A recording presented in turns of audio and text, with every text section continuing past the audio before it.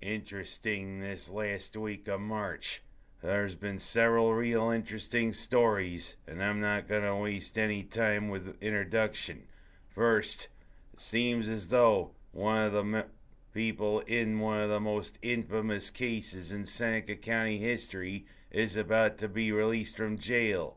Laurie Kellogg apparently was granted parole, and apparently after 25 years, she will be a free woman. And I flash back to that year, 1992. I mean, everybody in this county, and even people around the country, were riveted to their TV screens seeing this case. And of course, everybody knew what the verdict was. But to me, hey, it put Seneca County on the national map for all the wrong reasons. Well, you know what? After 25 years, I still don't think she should have been released from jail. Hell, if people get involved like that, even conspiracy to commit murder, they should be in jail for the rest of their life. But of course, that's the New York State parole system for you. Well, you know what? She's now a free woman. I mean, I hope she does have a pretty good life. But of course, am I gonna forgive her for what she did? Not really. But with the last name Kellogg, you better watch out. She might be a serial killer, if you know what I mean. So hide your Raisin Bran, hide your Frosted Flakes, hide your Corn Flakes. This Kellogg is now a free woman. Well, of course, I have to give kudos to Lucille Smith, my former high school classmate, who was the one who accompanied her during that trial. Lucille's had a great career since then, serving the Seneca County Sheriff's Department. You know what? Congratulations to my former classmate. And of course, seeing her in those pictures from long ago, that also brought back memories. Well, whatever. Laurie Kellogg's now a free woman. Get used to it. And also, I'm going to talk about another case that kind of caught my attention. Seems as though United Airlines is getting a lot of flack for not allowing 2 teenage girls on its flight because of the leggings they wore.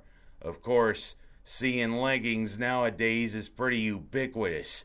It seems as though that's become the fashion choice now. Leggings or yoga pants. Even in schools you see it. And of course, sometimes you gotta wonder, are they supposed to be wearing those? Of course, I don't make the rules when it comes to dressing for school, but they do push the levels of decency. The one thing I have to say, hey, if you're gonna abide by United's rules, you might as well abide by their rules. Hey, in some ways, modesty is always the best policy, but I digress. Of course, whatever. Like I said, I don't make the rules. Of course, United's catching a lot of flack for this. Oh well, we'll see what happens. And another story that's caught my attention. Hey, it looks as though the Oakland Raiders are not going to be the Oakland Raiders anymore. I think it's the 3rd or 4th time in their franchise's history they're moving. For about 21 years, when they formed back in 1960, they were the Oakland Raiders. But then Al Davis picked up and moved south to Los Angeles for about 13 years. Then he picked up and moved back to Oakland. And guess what? Oakland didn't want to put the finances up to build a new stadium or improve the Oakland Coliseum. So guess where Oakland is going to? Las Vegas. Oh yeah, Sin City. For the franchise that is known as the Black Hole. Well, for a lot of years since they appeared in the Super Bowl all those years ago, Oakland was a black hole. They were a mismanaged franchise. And take note, Buffalo Bill fans, if you know what I mean. And it seems as though the last couple of years under Jack Del Rio, Oakland's finally righted the ship, and Oakland made it to the playoffs, something that Buffalo Bills fans like me have suffered through for about 17 years. But now they're moving to Sin City, the Raiders in Las Vegas. Boy, that's a match made in heaven. There's gonna be a lot of sins committed, if you know what I mean. And also, I'm gonna talk about the Final Four. Being that this is gonna be my final show of this season, I might as well talk about the Final Four, even if Syracuse isn't involved in either the men's or the women's. Boy, it's an interesting Final Four, if you know what I mean. Oregon, Gonzaga, South Carolina, North Carolina. 3 teams who, I mean, don't usually get to the Final Four. In fact, Gonzaga has never been to the Final Four. Of course, one who's always been to the Final Four, it seems. It always seems the Tar Heels are always going to be there. Of course, their neighbors to the south, you don't see South Carolina always making it to the Final Four. And there is a chance that South Carolina and North Carolina could meet in the championship game. Boy, the Battle of the Carolinas. That would be interesting. You might think with North Carolina and Duke being so successful in basketball that any others in the Carolinas, like maybe North Carolina State or South Carolina, or any of the other Carolina teams would be pretty successful. Of course, the talent can only go so far, if you know what I mean.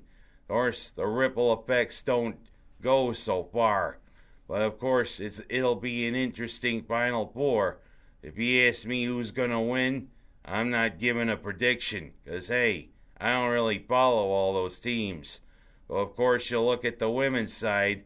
Guess who's back in the women's Final Four again? Yep, it's those ubiquitous Huskies from Connecticut. Yep, Gino Auriemma and UConn just continue to steamroll along. And of course, Syracuse was part of that steamroller. They lost by 30 to the Huskies in the second round. Seems as though nothing can stop Gino Auriemma and the Huskies. It almost kind of looks as though it's going to be a repeat, if you know what I mean.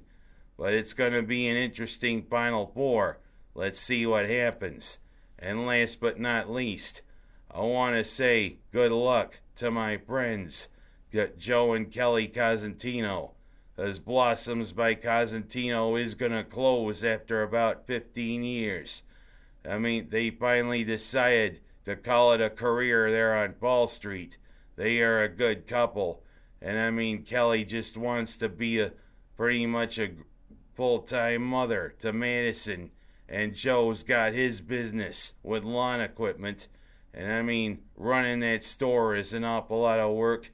And I mean, I commend them for their decision, but I'll miss them there on Fall Street. Good luck to the Cosentino family. And good luck all summer, 'cause I will see you this August. I'm Ken Haas, and I will see you when the football team starts.